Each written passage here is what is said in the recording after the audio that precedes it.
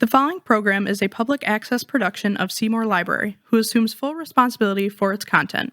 The content of this program does not represent the views of Auburn Regional Media Access, which serves as a forum for community expression and offers TV training, production facilities, and channel time to all Auburn area residents and organizations. The views expressed in this program do not necessarily reflect those of Seymour Library. The library's mission is to connect, engage, and inspire our community by serving as a hub of learning and discovery.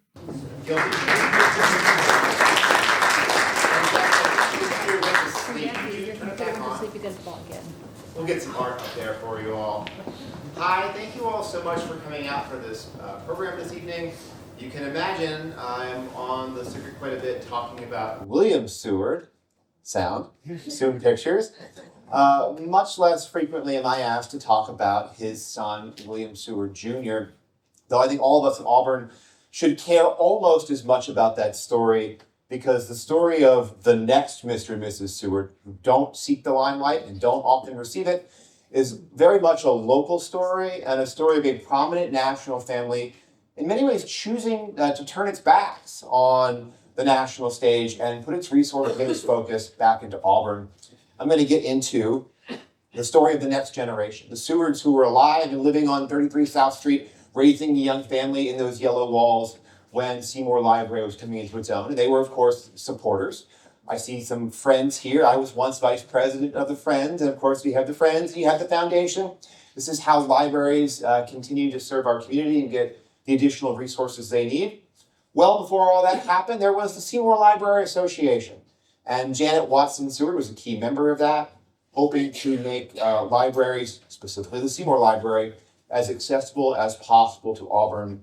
And both were alive to see what we know today as Seymour Library, having moved from what is now the Phoenix building to its current location on Genesee Street. Though, let's be honest, the Sewards did not need to go to the library. They had 5,000 books in their house and just bought whatever they wanted. But they knew they were privileged, they knew they were fortunate, and they knew that many of their neighbors did not enjoy that privilege and wanted to unlock knowledge and literacy, and so did work to do that. But before we get to 1876, how many of you feel like you already kind of know a little bit about William Seward Jr. and his wife Janet?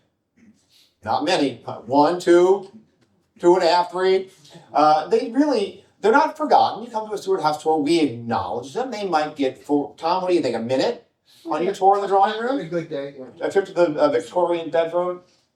They do need some introductions, and I do want to plant the seed of an argument, which is that really William Seward Jr. and his wife Janet make deliberate and conscientious choices to become the opposite of the generation that had come before them. William Seward Jr. grew up with an absentee father. He was just a toddler when his father was a governor, a teen when his father was a U.S. senator, and he's just in his early 20s when most Americans presume the presidency for Auburn Seward. He does not have a close relationship, and in many ways his childhood is marked by the absence of his father and the presence of his strong, indomitable mother. He chooses to be a creature of Auburn. He does not like to leave home, and his dear dream is to stay here, to be an Auburnian. Born in 1839 to then Governor Seward, he grows up on 33 South Street. He's the fourth of 5 children, the youngest of 3 sons.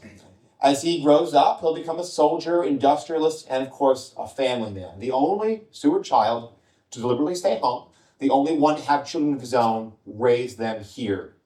And he keeps the Seward name going. He also, as we'll talk about, keeps the legacy of the house going. He eschews politics. He is prevailed upon often. He's so popular, won't you please run for something? The answer was no, because he knew if he did, he'd be repeating in his father's patterns, and he would lose time with his children, time he knew you don't get back.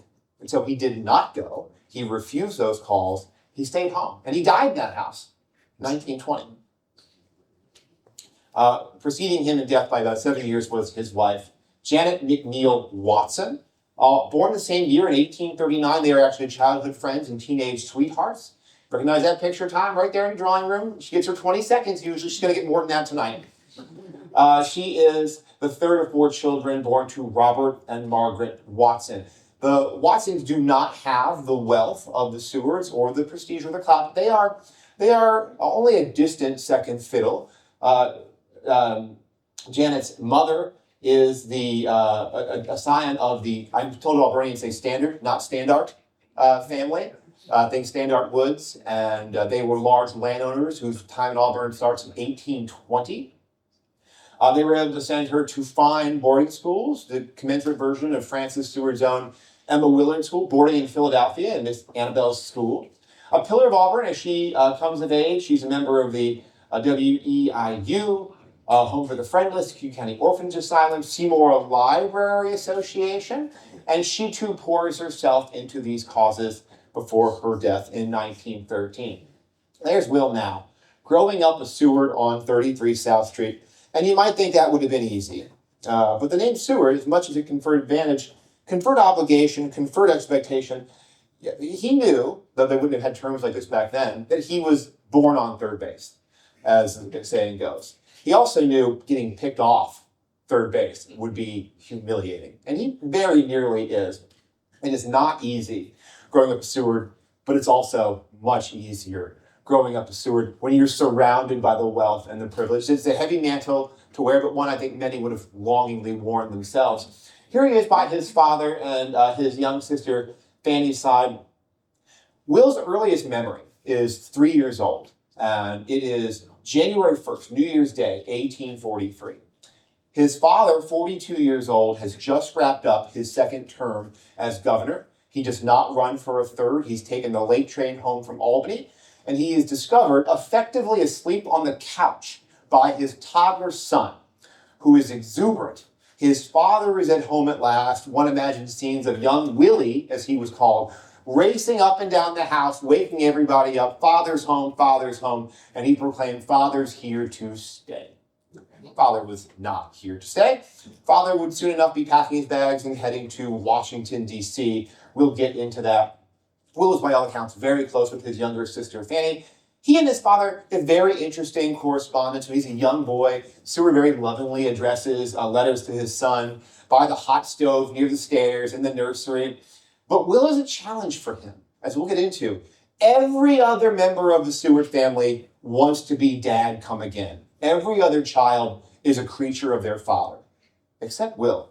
He alone of his generation is drawn to his mother's orbit. He's a mama's boy, and proudly so. Mom's there for him. Mom's a strong-willed woman, and she spoiled him. She did not do that with the others. Accounts from the children reflect how everybody else would walk very softly by mother's door. She often had headaches or toothache, or she was busy corresponding, reading, doing work. Except for Will. He had carte blanche pass to come and go as he pleased, disrupt her any time of day. And let's not get into it. She makes more than a few apologies for some bad behavior of his early and wild and reckless youth. His brothers, Augustus there to the right, a military man through and through. Auburn held very little allure for him. At 18, he'd go to West Point. And really, that's his story. From there, the Mexican-American War, he's in uniform for the 1850s, a paymaster in the Civil War. He's still serving and in the American Far West when he dies in 1876. Auburn's not for him. A life here is not for him. Frederick, to the left, is absolutely his father's heir apparent. Like his father, goes to Union College, takes a law degree, but truly is a political animal, will be his father's personal aide in the Senate, will work for Thurlow Weed, Seward's advisor, and his newspaper in Albany, and then becomes, of course, the Assistant Secretary of State during the Lincoln and Johnson presidencies. It is to Will, who will wish to stay home. There he is, a very lovely picture with Fanny. Just want to make sure I don't lose my place. I have a couple of quotes to share with you. Will's not much of a speaker. He's not much of a writer. Really, he was not much one for school. But he loved Auburn so much that he took exception to that. There is about a 25-page autobiographical excerpt that he writes for the Historical Society. And it is a love letter to this guy. This is just a little clipping from it. Please don't bother trying to erase the whole thing through. But it's a boy's memory of how great it was to grow up in Auburn when he did. He was a popular, gregarious boy. We'll get into that. Every day brought adventure. He was the leader of the pack. He and all his friends went marching off into the woods through field and stream. They were playing at soldier. Sadly, not long after this, they will not be playing anymore. They will march off for real, and many won't come home under Will's command. He remembered the 1 year the state fair came through Auburn. What a time that was. He loved every inch of this community, poring over it, crawling over it, and eventually gave this address of his memories. I'm glad there's not much that exists from Will's point of view of life inside this house. He didn't like to give talks. He didn't like to write much, but in this case, he does. And we got a copy of it at the Seward house if anybody's interested. But what about Janet, or Jenny? Janet McNeil Watson. As I was saying, Janet was born in 1839, the same year as Will. She's about 5 months younger. Her father, Robert, is a hard man to track down. I pinpointed where they lived. He lived near a brewery, not far from the prison, on Water Street, so a couple of blocks walk from where the Seward house was. He managed and owned some industrial concerns and factories inside Auburn Correctional Facility, Auburn Prison, so that location was advantageous enough to her. In Francis Seward's letters, he turns up about 6 or 7 times in the early 1830s. He's a contemporary. He's about William Seward's own age. They're friendly. Francis considers him very progressive on political issues. She liked him. He had invested in land. He was apparently always being chased after by people who were late on the rent and often getting into disagreements. But she seems to have really liked him. He was a social caller, and he had 4 young children living in the house on Water Street. When he died in 1845, Janet is just 6 years old. Her mother, Margaret, lives until 1893 and never remarries. Inherits enough as a widow that she can live independently. Her full-time occupation becomes mother, caregiver, grandmother when her children have children. She basically is our 21st century grandparent daycare. Her obituaries from 1893 herald her as a loving woman committed to her family. It was her greatest joy, second perhaps only to her involvement in a number of philanthropies, the Martha Washington Society, original Cuyahoga County Orphanage. What time she had away from children, grandchildren, and even great-grandchildren, she poured back into becoming a resource for Auburn, and in particular for those in Auburn who had the least. And we'll pick up Margaret's story. Margaret and Francis have Francis Seward, a very interesting relationship as they become the mother-in-laws and the grandmothers. There seems to be a bit of a rivalry, and it does not help that when Janet moves into the house at 33 South Street, Will owns a lot of the houses around there. They plop her mother down right next door. So there's very little separation from the mother-in-laws. Will gets a bit of a bad reputation, a bit of a devil-may-care. While he's very popular among the local boys, a reputation that chases him around is that he is a troublemaker. Francis excuses this behavior when he's about 13. Oh, poor Willie. He'll always be one of those who suffer from misrepresentation. He can never escape the observation, the malicious observation, of those who delight in the shortcomings of others. But that his heart is uncorrupted, I have not the shadow of a doubt. He had just been plucked off a bar stool, drinking downtown, eating oysters, riding his horse up and down the street, trying to sneak into bawdy theater shows. He was already effectively trying to get dropped out of school. He complained of having eye troubles. His mother said, I limit his horseback riding to 3 hours a day, and only then if I can convince him to read and do his studies for at least that. So the struggle was real, just like me and my boys. There's a certain amount of screen time to reading time ratio. His love was for horses and some of the delights he could find in Auburn. As one of the early biographers of Seward, Glyndon Van Dusen writes, Will had little formal education, spelled abominably, lacked inclination for the law or intellectual pursuit, but he had ideas and was full of balance. When he was 15, he told his mother he wanted to be a soldier. She said no. Okay then, when I come of age, I'm moving to California. I'm alighting for the territories. That was his idea. When he was about 15 or 16, a young lady caught his eye. Janet McNeil, or Jenny Watson. Is a charcoal sketch of her quite young. And that scotched those plans. By 1849, William Henry Seward had moved to Washington, D.C. He's become a U.S. Senator. Most of the time, Frances chose to stay here in Auburn, but there were many occasions where she was required to be in to be in Washington, to be by her husband's side for key speeches or moments. And when she would go, she had two young children still living in the house. Augustus and Fred were grown. They were children of the 1820s. But Will was born in 1839. He's a teen. Fanny was born in 1844. She's a young girl. She wants to bring them with her. Will is miserable about it. He does not want to go. Fanny's happy to go. She loves her father, doesn't want to leave his side.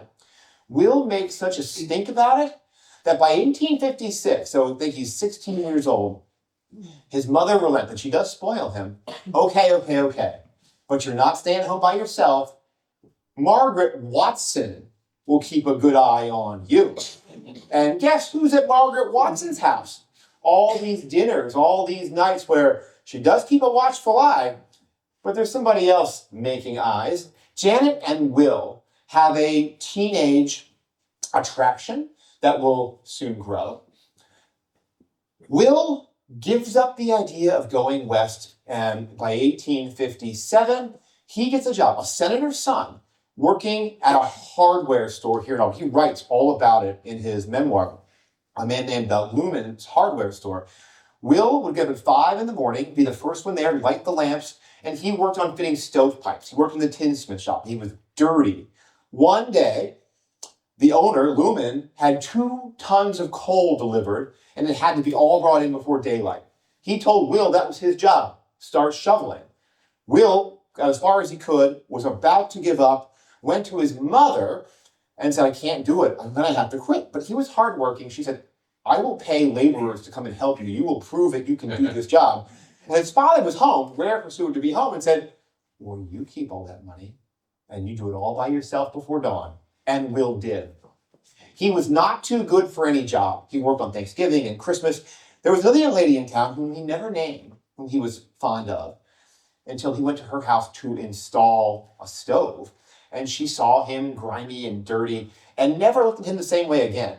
Jenny didn't mind that he was never too good for any job to get his hands dirty. And a courtship began with them in 1857. It's a great year for young romance. They're together all of the time, maybe too much of the time. And Frances and Margaret Watson began to worry, maybe this was going a little fast. Mrs. Watson said, I'm going to send Jenny away for a year or two, boarding school, Miss Annabelle's school for girls. She'll learn the language of the parlor. Will is furious. He tells his mother, she can't go, I need her. And she says to him, see if I can find the letter. She calms him right down.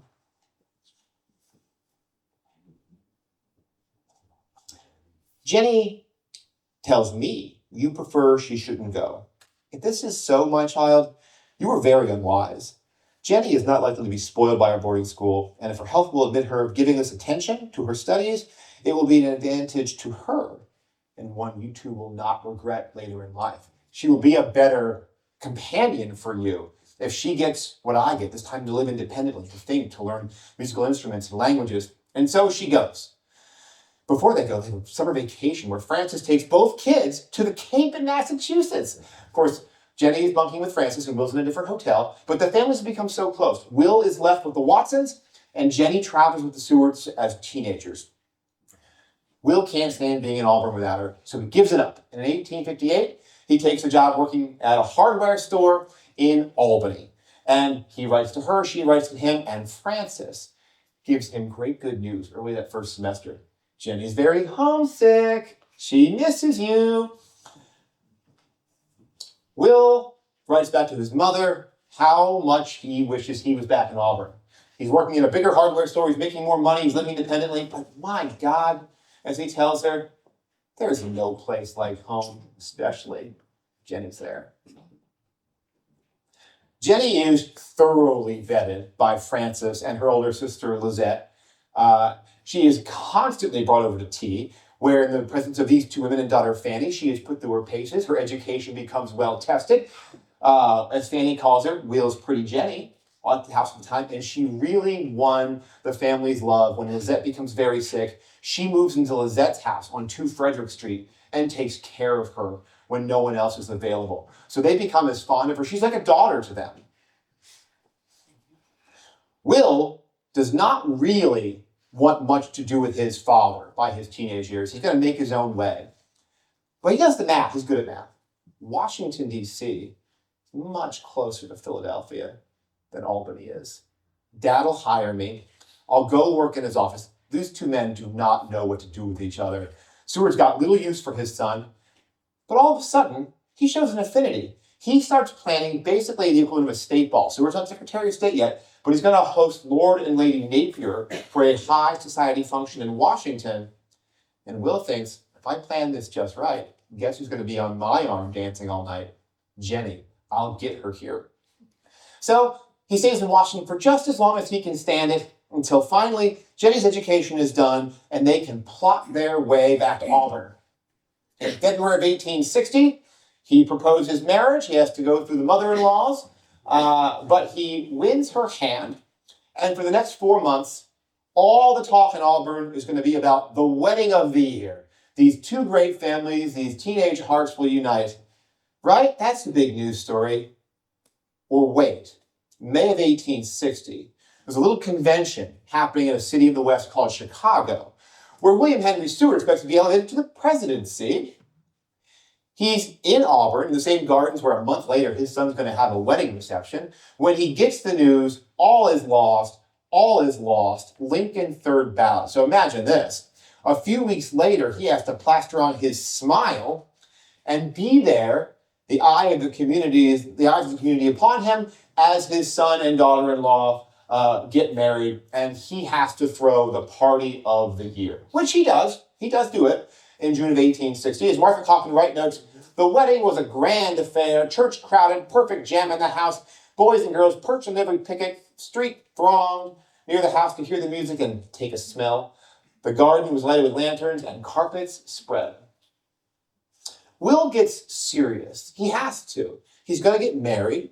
He's tried a couple things on for size. He's tried to open up a hardware store in Auburn. He can't get the startup money to do it. But he gets a lucky break. One of the main reasons he's able to come home like he does is because his father pre-assumed presidency, starting in 1859. He's given some radical anti-slavery, borderline abolitionist speeches. He needs to let America cool off on him. He takes an extended European tour, and he leaves his son Will in charge of the house accounts, the ledgers, the lands, the rents. And Will acquits himself very well. He shows an adeptness to this unlike any he's shown except for riding horses and getting along with the boys. So sharp was he at this that he decides, this is what I want to do. Business, finance, banking. So he tells his father he just needs about $5,000 to start a financial enterprise. He's got a young friend named Clinton McDougal, and they're going to open a banking house together. To which Seward scoffs, no. But remember that he's mama's boy. And Frances has a little thing called the Married Women's Property Rights Act in her favor. When her father dies, Judge Miller, who built the original Seward house in 1851, she comes into that inheritance, and she tells her husband, you can give him the money, or I will. Do you want that? I will mortgage this house. The money came for Will, and just as Frances imagined it would. So he gets to start up, and he and McDougal will found this bank. Just some lovely wedding mementos. Janet's wedding dress. This is not from their wedding, but from their later anniversary in 1910. We still have cake from their wedding topper and top from their wedding cake there. Banking is going pretty well. And Will and Janet take a house, it's land that the family owns, at 118 Owasco Street. From their wedding day through 1861, they're living on Owasco Street. Will and McDougal are getting their banking concern up and running, and it's actually doing pretty good business. But between the convention in Chicago, the general election in November of 1860, and secession winter, America starts lurching towards war. It's going to affect every family, from the greatest to those who will eventually come to benefit from some of the philanthropy we'll soon talk about. And though Will is newly married, new business that is still very fragile. And he soon learns, by the start of 1862, that he and Janet are expecting their first. He knows it's not going to be long before he's going to be expected to volunteer and don the uniform. Most people in America expect the Civil War will be over quite quickly. Those pickets at Bull Run are an accident. This is not going to be the spectacle that it will drag out to be. 4 years, so many dead. So for the first year of the war, Clinton McDougal, the business partner, says, I'm not married. I have no family like you do. I will go for both of us, and you stay home and keep the store going. And Will says, okay. But a year goes by. The war is only getting worse. And around Auburn, there are calls for volunteers, more volunteers, or else a draft for all. And I was going to read to you, I've got some lovely, from Will's memoirs, his memories of the first year or two. Before he went to war, he helped muster and drill the men on Camp Street. And he has these recollections of what it was like in 61 and 62. His job, appointed by the governor of New York, was to be the county's basically commissioner for recruitment drives. His job that first year was to enlist boys and get them to volunteer. He does that for a year before he will volunteer himself. And in September 1862, just days before the birth of his first child, the Auburn 138th is marched to the station by Will. He's granted a little bit of time to stay home with the baby, and then he will go and take command and will get into his military service. Janet writes about this time as well. Her husband has to leave. He lets her know this by presenting a picture of himself, which we still have, as a parting gift. And she began to throw herself in to causes herself. Her mother-in-law, still residing at the Seward house, shows her the way. You're going to become the next Mrs. Seward of South Street. You're going to represent the Watson name as well. There are certain expectations. We have to lead, and we lead by giving back.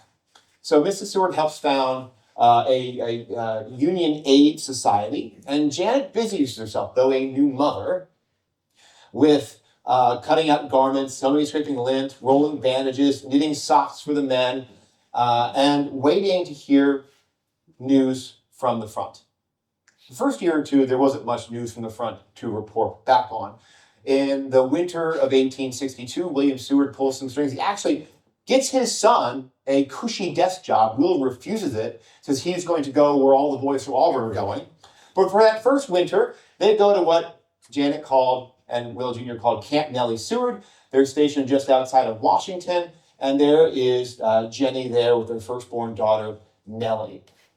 It is not quite the deprivations of the later war that will experience, but it is a very primitive and rustic log cabin, and they both agree that won't life be sweet when they can get back to Auburn. And if they can, if God grants them safety through this trial, they make some promises to each other. I'll read you some of those promises. They're going to be homebodies, here to stay. It is for them that a quiet domestic life on South Street has great appeal, because war is horrible, and they suffer through its horrors. So Will leaves in the fall of 1862, almost immediately in Washington. He becomes deathly ill with typhoid. He gets a reprieve back home. 1863, building forts again. The 138th becomes the 9th. And by the summer of 1864, Will and the Auburn 9th have been assigned to General Ulysses Grant's Army of the Potomac. And Grant is a very different kind of commander than the Union generals who've come before him. He earns the nickname Grant the Butcher because he knows the way to win this war is to trade body count with Robert E. Lee. He can win a war of attrition. Doesn't need to dance with Robert E. Lee in the battlefields. He needs to bog him down and bleed the Confederacy slowly. And he's willing to trade. So as he's bogging Lee deeper and deeper into Virginia and pressing on to Richmond, the Auburn 9th joined almost just in time to be sent to the Battle of Cold Harbor, where Will himself is bloodied in the field of battle. In fact, it sort of saves his life. He's wearing his colonel's jacket, his officer's jacket. It's bloodied and has been sent to the cleaners so that a month later, when he could have been easily captured by Confederates, he's not recognized as anybody of consequence. The worst days of war for Will and for many of the 9th come on July 9th, 1864. This is the northernmost ever Confederate battlefield victory in which the Auburn 9th are under the command of Lew Wallace, librarians will know, author of Ben-Hur and commander of this part of Grant's flank. While Grant and Lee are tangling up around Richmond, Lee orders General Jubal Early to make an end around from the west, go up around Grant's flank, circle over him from the north, and make an attack on Washington, D.C. Take the pressure off, steal the war. And the plan almost works. On the outermost western fringe of Grant's body is the Auburn 9th and a few other regiments. They are outnumbered 3-1 when the Confederate Army comes raging over the Monocacy River Junction Gap outside of Frederick, Maryland. They withstand day-long charges. 5 different times, outnumbered 3-1, the Union holds the line, and they have to. Intelligence is racing to Washington of this danger to fortify itself, which they will at Fort Stevens. On the 6th attack, the lines break, and the Confederate Army washes over the spot. Will is shot off his horse. The horse falls on him. It breaks his leg. He's got a bullet lodged in his shoulder blade. The Confederate Army is in a hurry. They don't recognize him as anybody of consequence, and they are on to Washington to eventually be turned away. Grant called it the greatest battle he ever lost. For days, no one knows what's happened to Will. There's about 1,300 casualties, dead, injured, kidnapped. The Auburn 9th takes on about 200 of those themselves in this battle. It's one of the heaviest tolls Auburn pays.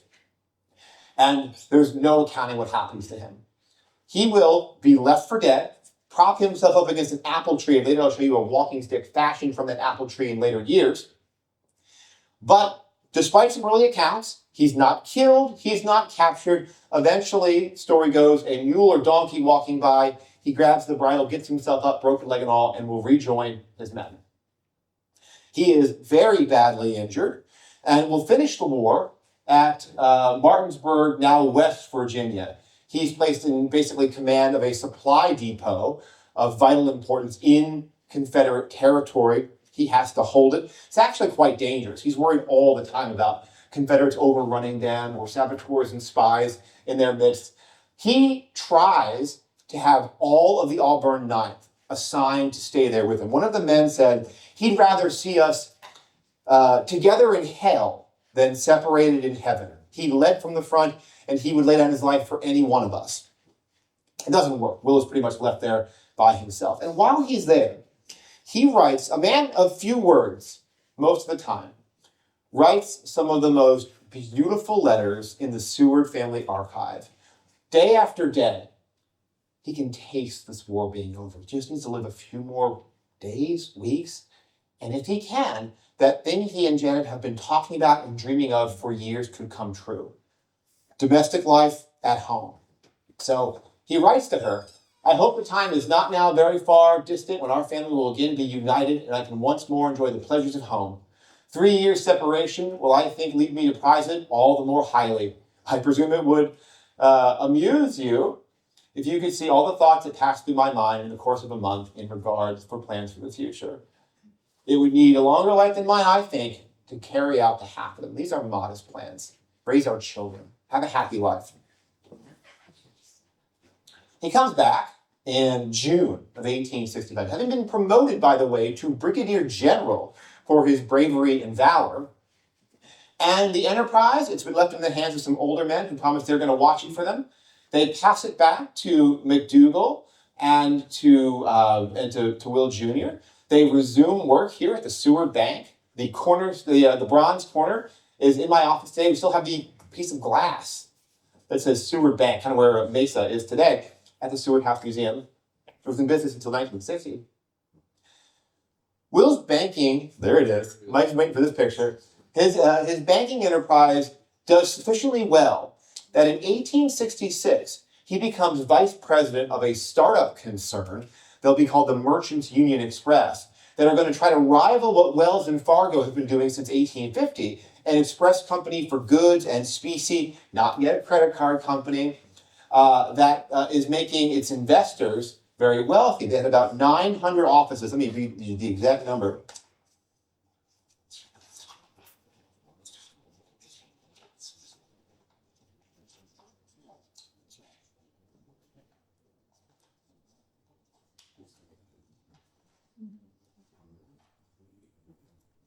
900 offices in 10 states. Starting in 1866, as vice president of a group that includes McDougall, Theodore Pomeroy, some of the old money names of Auburn, they form a rival company and compete against Wells and Fargo at a loss. They start a price war and a bidding war to see which can survive the longest, undercutting each other's express concerns, until finally American Express says, enough. What's it going to take to buy you out? The two companies merge in 1868 and become a new American Merchants Express. They later drop the Merchants. And Will is named corporate treasurer of this conglomerate. He'll hold that position for 32 years, and his investments will really come home. And many of these investment men will often join he and his family or buy their own homes on Owasco Lake. So a lot of that Wells Fargo, thinking about like Wells College and the Fargo, will start summering here in the Finger Lakes and in Owasco specifically. And there's Will up top on the left there. So his financial future is secure. He's alive at home. He can afford to underwrite his dream. As Henry Hall writes in 1869, the impact of Merchants Union's success and merger cannot be overstated. It, by his own lifetime in the 1860s, caused Auburn to be so widely known, has centered here so much foreign interest. And when we consider the immense capital of the Merchants Union, it's 10,000 stockholders, it's 3,000 employees here in Auburn, its extensive business, we can safely assert the company has made good its claims to be the grandest enterprise of which Auburn can boast. That's great that Auburn's William Seward, Secretary of State. Good for him, he almost ran for president. How has that helped the lives of the people here? Let's put Auburn on the map. But this is putting money in the pockets of Auburnians. And Auburn's grateful. Seward is still the man of the house. And here he is in his retirement. This is the Seward house. There's Will in the center of everything. William Seward retires in 1869. He makes it very clear in a letter to Will, this is my house. You can still live there. He and Janet have moved in after the war, but we're going to live in it my way. I've got certain designs I have on it. But he goes traveling for 2.5 years, doesn't really act on them. And William Seward himself dies in October of 1872, making William Seward Jr. the man of 33 South Street, the next Mr. Seward in his own right for the next 50 years. And whereas the last Mr. Seward was almost never home, this Mr. Seward's almost never gone. And the next Mrs. Seward. Janet had learned under her mother-in-law's tutelage. Frances sadly dies in 1865. Her mother, Margaret, becomes basically the next matron of the block. And through her mother and her mother-in-law's lessons, and Seward himself often would bring diplomats and leaders. He brought General Grant, President Johnson to Auburn. He relied on Janet's service. Thank you, Miss Annabelle's school, to be his Auburn hostess. So she slides into that next role by 1872 of the next Mrs. Seward of Auburn. Seward Jr., or now General Seward, no one calls him Jr. anymore. He wouldn't do that. By age about 35, begins to put his own footprint in the house, overseeing some additions. He and Janet really oversaw a lot of the south addition, the drawing room, new bedrooms, a porte cochere, indoor plumbing, the first electric wiring. These are all modernizations that Will wants. He is planning this to be his forever house. He wants to invest in the house, he wants to invest in his family, but he wants to invest in Auburn. These are the actions of a family that is staying put. I mentioned they move, let me get my bearings here. They move, here's the house. Mrs. Watson, right here, so here's Seward Park, and where the YMCA is today. They move Mrs. Watson, Margaret, right here. They'll have children. Ultimately, Will and Jenny have 3. This is the first 2 of the 3. Nellie, of Camp Nellie Seward fame. William Henry Seward III. And then, kind of a surprise, in the later 1870s, another daughter named Fan. He was a warm and available father. This is he on his horseback at Woodside, the house on Owasco Lake. Still loving horses. Janet on horseback with the kids in the gardens. perspective from Nellie, who wrote a longer memoir of life in this house than her own father did, talking about what it was like as a child of William and Janet. Actually, she could remember when her grandfather still lived in the house. The warm nursery, the canary birds chirping good morning. Even when grandfather was home, hurry down, see his valet, cover his face with lather for the shaving, or walk in the gardens before breakfast. You get the sense from what they've left behind of a warm family. There are fewer letters because they're not away from each other. There are so many letters between William and Frances and the kids because they're scattered across the earth. We have far fewer of those because they are together. They are intact. And so less cause to write up what they're going to do because they're actually doing it. Will Jr. Does reject calls to be a part of the political world, but he will be keeper of the family flame in terms of legacy. He takes the kids to New York for the unveiling of the statue at Madison Square Park of his father in 1876. The centennial year, Jackie. I promised you I'd get to it. I'm well, like 2/3 through, because by the time we get into the 1860s and the 1870s, the formative years have set in motion. We know who Will and Janet are. They're making these choices, and the source material, quite frankly, dries up because they're not writing these beautiful impassioned letters anymore. 1876, a great year for Seymour Library. James Seymour has made his initial $18,000 gift to open up what will become the Phoenix Building. Go see Dory's Mattie Bullard talk. In 1878, the first public library, sort of, in Auburn. And Janet is part of that association. Again, think Friends group, think foundation group that's going to help get the money in place. Mattie buys 6,000 books. She sets up her system. She sets up shop for nearly a quarter century before they'll be able to move into our lovely Beaux-Arts Seymour Library of today.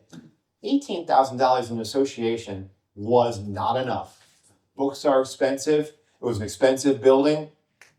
And one had to pay a subscription, about $2 a year, to have access rights to this library, basically be a member of this library. They left a lot of people out. And by 1902, 1903, when the new library is ready, well, okay, the cases are going to make sure it's free for all. But for the first 25, 30 years, that's not true.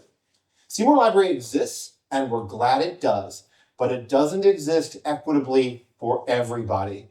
And William and Janet Seward are going to do something about that. First, Will has to refuse the call. He is enlisted and recruited time and time again. You can't lose. Please run for governor. He says no. 1880, 1884. The most he'll do is serve on boards. He'll be part of the Electoral College, but he refuses the silent call of politics. He doesn't want the obligations of a political career. Ask my brother Fred to do it. Unfortunately for Fred, nobody much wants him to do it. The family starts giving back. They are the next Sewards. Starting in the 1870s, they start giving back to Auburn in significant ways. By the 1870s, William Seward's getting involved in veterans' causes. But by the 1880s, as they're entering their 40s, they are really establishing themselves as true pillars, bedrock of the Auburn community. It's in 1885 that William Jr. says, too many people are being left out and excluded by Seymour Library. He opens a number 9 Exchange Street, a library of his own that truly is free for all, the working men's library. 40,000 people a year came to use it. You could check out books. They had subscriptions to magazines. He said, I want this to feel for the working men, the blue-collar men. Maybe they're also outfitting stovepipes like I once did. They have a place where they can go to think, to read. And I don't want them to feel unwelcome. If they want to smoke in there, let them smoke. He loosed all the restrictions that our old friend Mattie was not allowing at proper Seymour Library. It was no longer necessary by the true Seymour Library. They give Auburn one of its first parks, really its first park, Seward Park. In 1888, they give to the city that triangular tip of the 4-acre original property, a statue. Some said it was just an extra copy from Madison Square Park. No. But a green space in downtown Auburn. And they both attended the Westminster Presbyterian Church, and that lovely Tiffany stained glass window was there and given in honor, you can see it in the lower corner, of Janet's mother, Margaret, who dies again in 1893. Janet has libraries near and dear to her heart. She's the one on the Seymour Association. She's the one actively involved, more than her husband, in what we know today as our library. She also was very involved in the WEIU, Women's Education Industrial Union, which was built right next to her own house. And during suffrage gatherings and conventions, she would open the doors of her own house and let them come in and basically tour the house the way you all can still today. And this was a refuge and a sanctuary for women who needed it, who maybe were coming from working class backgrounds themselves. Safe housing, sanctuary, education, a place to learn skills, sewing, cooking, but also a lending library, athletics courses. Becomes a rich staple of Auburn, and Janet is very involved in its original activation. As I say, Will Jr. is not much one for giving talks, getting involved in politics. The last time he's really ever active on a stage outside of Auburn is in 1909 for another anniversary. The Alaska purchase transfer. It's not quite a perfect anniversary, but it's an exposition in Seattle. And at the age of, he would have been 70, turns up now, what you see behind you is not actually the Seward House, though it looks like it. It's a scale model built in Seattle at Exposition Park for this fair, this regional fair. And it was in use in the 1950s. It was once the home of the president of the University of Washington. And there's Will there for the unveiling of a statue you can still see in Seattle today, and did give a speech on Alaska.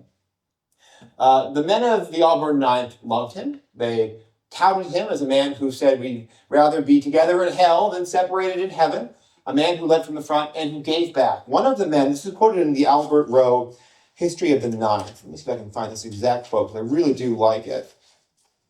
Talks about what it's like when Will Jr. comes home.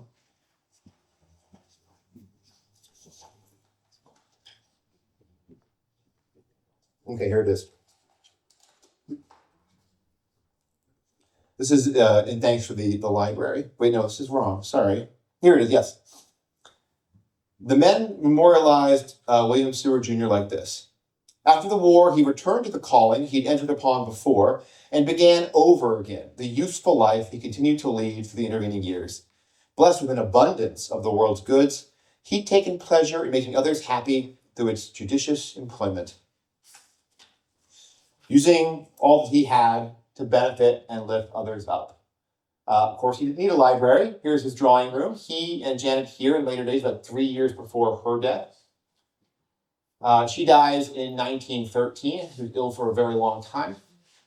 He dies in 1920, about 80 years old, mourned as a war hero and civic leader, and also laid to rest at Fort Hill Cemetery. I wish I could have given you tons more information about 1876 in the library. I looked. It was hard to come by. He was modest, he was a man of few words, and to find it, I was reading in between the lines of newspapers and his obituaries. William Seward never did anything without the receipts, without letters, editorials, and speeches. He craved the spotlight. He wanted credit for everything he ever did. And Will shied away from that. The things he did were perhaps invisible to most Americans, but very visible and very meaningful here in Auburn, especially to those who were the beneficiaries of his efforts to grant access to knowledge and education, the Working Man's Library, WEIU through Janet, and of course, Seymour Library. They'd be very happy to know that that library, 150 years later, sesquicentennial? Yes. Yes. Was alive and well today, and that Auburn continued to appreciate the original investment made by their generation.